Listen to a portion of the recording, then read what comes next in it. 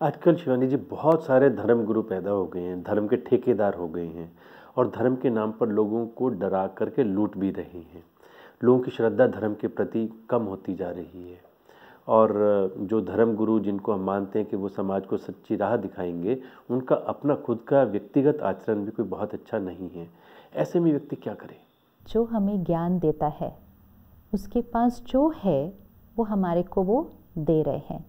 हम सब यथाशक्ति उसको अपने जीवन में इम्प्लीमेंट करने की कोशिश कर रहे हैं। जब हम किसी से ज्ञान लेते हैं, ये हमारे ऊपर डिपेंड करता है हम सामने वाले को किस नज़रिए से देख रहे हैं। हमने उनको कहा कि ये तो हमारे लिए भगवान है, वो भगवान नहीं है, वो भगवान का एक मैसेंजर है जो हमें सही जीवन जीने के तरीके का ज्ञान सिखा रहे हैं और खुद भी उसको वो अपने जीवन में धारण कर रहे हैं। उन्होंने नहीं कहा किसी ने भी कि हम 100% परफेक्ट हैं। किसी ने कहा? किसी ने नहीं कहा। उन्होंने क्या कहा? हम भी स्टडी कर रहे हैं और जो हम स्टडी कर रहे हैं हम आपके साथ भी शेयर कर रहे हैं। ये हमारी गलती थी कि हमने सोचा कि जो हमारे साथ शेयर कर रहा है वो 100% परफेक्ट होगा और फिर जब हमें उनके कोई भी व्यवहार में कुछ भी बात दिखाई दी तो हमने कहा हमारी भावना को ठेस पहुंची। लेकिन चेकिंग हमें अपनी करनी है। दूसरों के अंदर बातें ढूंढना, इससे कोई नुकसान सिर्फ किसका होगा? हमारा होगा। हमें उनसे भावना से, प्यार से, सम्मान देते हुए उनसे ज्ञान लेना है। कनेक्शन परमात्मा से जोड़ना है। देने वाला शिक्षक है, टीचर है। उस टीचर को शत शत नमन, उनका सम्मान। लेकिन अगर उनके प्रति हम इस तरह से भावना रखेंगे तो नुकसान तो हमारा ही होगा। हमने उनको भगवान का दर्जा दिया और तब हमारे को ठेस लगी। वो भी हमारी तरह इस जर्नी पर हैं। जैसे सपोज़ हम सब 5 लोग वाइट ड्रेस पहने और पांचों की इस जीवन की यात्रा पे वो वाइट ड्रेस पे थोड़ा दाग लग गया। आपने भी पहनी, मैंने भी पहनी। फिर आपको कोई ऐसी चीज़ मिली जिससे आपकी ड्रेस के दाग क्या होने लगे? निकलने लगे। क्योंकि आपको मिली, आपने मुझे भी उस बारे में बताया, मैंने आपसे वो राय ली, मैंने अपनी साफ़ करनी शुरू की। लेकिन मैंने ये सोचा कि आपकी ड्रेस तो परफेक्ट है वाइट, और फिर जब मुझे आपकी ड्रेस पे थोड़ा सा कोई दाग रखा, मैंने कहा ये ऐसे कैसे? मुझे राय दे रहे थे और खुद परफेक्ट नहीं है। मुझे ये याद रखना होगा, आप भी आत्मा की शुद्धिकरण की यात्रा पर हैं। मैं आपसे वो ज्ञान लेकर मैं भी उस यात्रा पर हूँ और हम सब मिलकर उस यात्रा पर हैं। तब हमारा मन सुकून में रहेगा और सबके प्रति जो सम्मान है वो कायम रहेगा।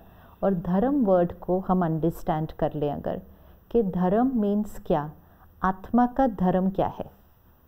आज हम धर्म वर्ड को नहीं अंडरस्टैंड करते। जैसे पानी है तो हम क्या कहते हैं? पानी का धर्म क्या है? पानी का धर्म है शीतलता। तो पानी हर एक को शीतलता देता है। आत्मा का धर्म क्या है? शांति, प्यार, खुशी, पवित्रता, ज्ञान। ये आत्मा का धर्म है, आत्मा की क्वालिटी है। और हर आत्मा का पर्पस क्या है? हर एक को प्यार, सम्मान, खुशी देना। जिन्होंने हमें जीवन जीने का तरीका सिखाया, जिन्होंने हमें आत्मा का धर्म क्या है वो सिखाया, हमने कहा इन्होंने धर्म स्थापक किया। तो फिर हमने क्या कहा? हिंदू, मुस्लिम, क्रिश्चियन, ईसाई। फिर हमने बहुत सारे डिविजन्स कर दिए। हर एक जो शिक्षक था वो सब एक ही बात सिखा रहे थे ना, किसी ने भी अलग बात नहीं सिखाई थी। लेकिन हम शिक्षा से जुड़ने की बजाय शिक्षक से जुड़ गए। शिक्षक से जुड़े तो मैंने कहा मैं अलग, आप अलग। अगर हम शिक्षा से जुड़े तो हम सब यूनाइटेड हैं। धर्म हमें अलग करने के लिए नहीं आया था, धर्म हम सबको जोड़ने के लिए आया था। लेकिन हम टीचर से कनेक्ट हो रहे हैं। हमें टीचर की दी हुई टीचिंग से कनेक्ट होना है। और अगर हम टीचिंग से कनेक्ट होंगे ना, हम सबके पास सेम टीचिंग है और वो टीचिंग है आत्मा का धर्म, शांति, प्यार, पवित्रता और आनंद।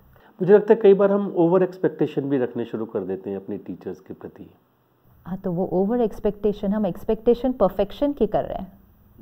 हम एक्सपेक्टेशन परफेक्शन की कर रहे हैं कि ये आत्मा परफेक्ट है। उन्होंने नहीं कहा कि हम परफेक्ट हैं। और जब वो परफेक्शन नहीं दिखती है तो हमारे दिल को ठेस पहुंचती है और हमारी आस्था कहीं ना कहीं डगमगा जाती है। तो वो परसेप्शन की गलती किसकी? हमारी। हमें अगर हम उनको वो नज़रिए से देखें कि वो भी इस जर्नी पे हैं, हम भी इस जर्नी पे हैं, फ़र्क ये है कि वो हमारे से ज़्यादा इस जर्नी पे बहुत समय से चल रहे हैं, तो उन्हें उस चीज़ का अनुभव है, तो वो हमें शेयर कर रहे हैं, हम उसको ले रहे हैं, हम भी उस जर्नी पे चल रहे हैं, तो हम उनसे सम्मान, ग्रैटिट्यूड से उस ज्ञान को स्वीकार करें। हमारी एक्सपेक्टेशंस ही हमारे फिर दुख का कारण बनती है, नहीं तो।